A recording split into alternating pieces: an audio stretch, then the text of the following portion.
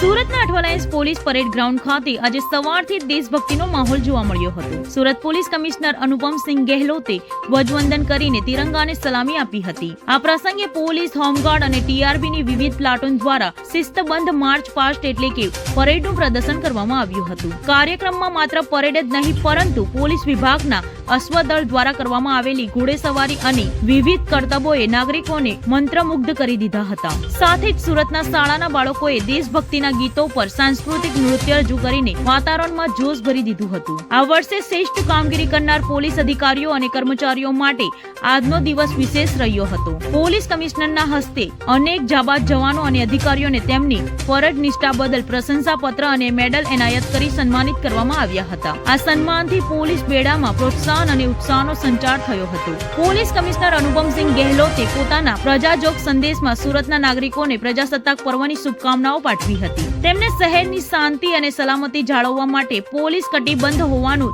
જણાવીને ડિજિટલ યુગમાં cyber crime અને સુરક્ષા પ્રત્યે જાગૃત રહેવા અપીલ કરી હતી।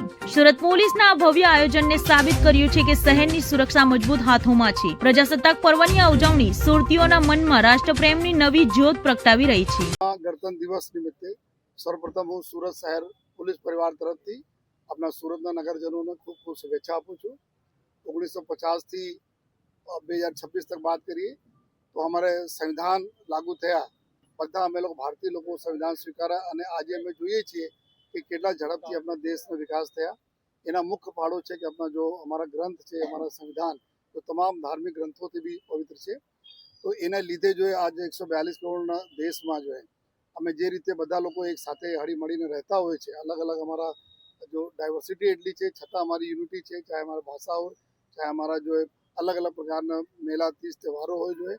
અને આ જ રીતે સુરત શહેર જો 90 લાખની વસ્તી ધરાવતા શહેર છે, જેને અમે મિની ભારત તરીકે ઓળખીએ છીએ, કારણ કે 28 રાજ્યોના લગભગ 40 લાખ લોકો આપણા સુરત શહેરમાં રહેતા હોય। ગુજરાતના 33 જિલ્લાના લોકો અહીંયા રહેતા હોય તો મિની ગુજરાત બી છે, મિની ભારત બી છે।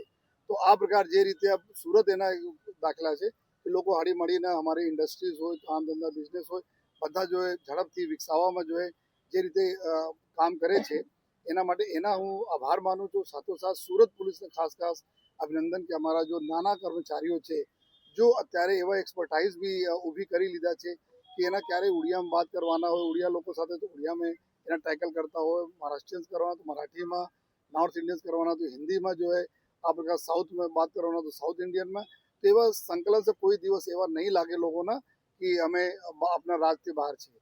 माननीय प्रधानमंत्री साहब અત્યારે ડીજી કોન્ફરન્સ પર આ સૂચના આપી છે કે હર પોલીસ સ્ટેશન में एक हेल्प डेस्क रहे જે અલગ અલગ જો ભાષા બોલતા લોકોના સાથે જો એવા માહોલ ક્રિએટ કરે કે એના કોઈ દિવસ નહીં લાગે કે અમે પોલીસ જતા અચકાઈએ। અને આ જ કામ જો માનનીય મુખ્યમંત્રી સાહેબ, માનનીય ડિપ્ટી સીએમ સાહેબના સૂચનાથી અમે લોકો કરી રહ્યા છીએ।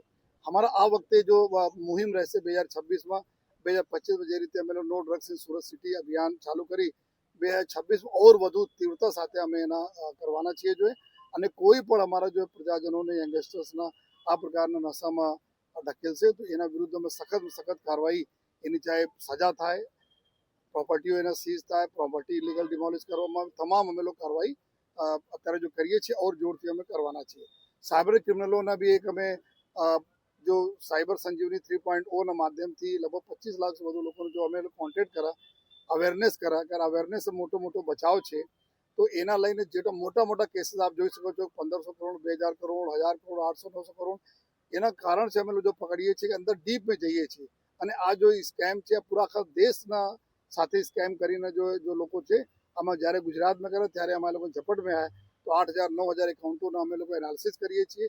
તો અમારી ટીમ અત્યારે એટલી સક્ષમ છે, અમે લોકો ટ્રેનિંગ લઈને દિલ્હી જઈને ટ્રેનિંગ લીધા, ત્યાંથી અહીંયા આવીને એક્સપર્ટ્સને બોલાયા અને આ રીતે ક્રિપ્ટો સેલ હોય આપણે અહીંયા કોઈ બી હોય તમામ પ્રકારના ગુનાઓને શોધવા અમે લોકો સક્ષમ છીએ। જોઈએ ટ્રાફિકમાં બી અમે લોકો જે રીતે સિગ્નલના હેલ્મેટના પાલન થયા તો અમારો સુરત શહેર સુરતી જો કે સ્વચ્છ શહેર છે, એર ક્લીન કરવામાં બી અમે લોકો બહુ આગે છીએ, વોટર સપ્લાયમાં બી ક્લીન વોટરમાં આગે છે। આ રીતે નો હોંકિંગના અમે બધા રિક્વેસ્ટ કરીએ છીએ આપ અમારા મીડિયાના માધ્યમથી પ્રજાજનો સાથે કે આપણા સિનિયર સિટીઝન નાના બાળકોને એવા માહોલ નહીં આપીએ બિનજરૂરી અમે હોર્ન વગાડીએ જેથી આ લોકોના મગજ ઉપર અને તમારા પૂરા બોલે કે માનસિક બેલેન્સ બિગડી જાય એવા કામ નહીં કરવા જોઈએ, જેથી આપ લોકો સહયોગ આપશો અને આ વર્ષ અમારા માટે નો હોંકિંગ માટે રહેશે જોઈએ।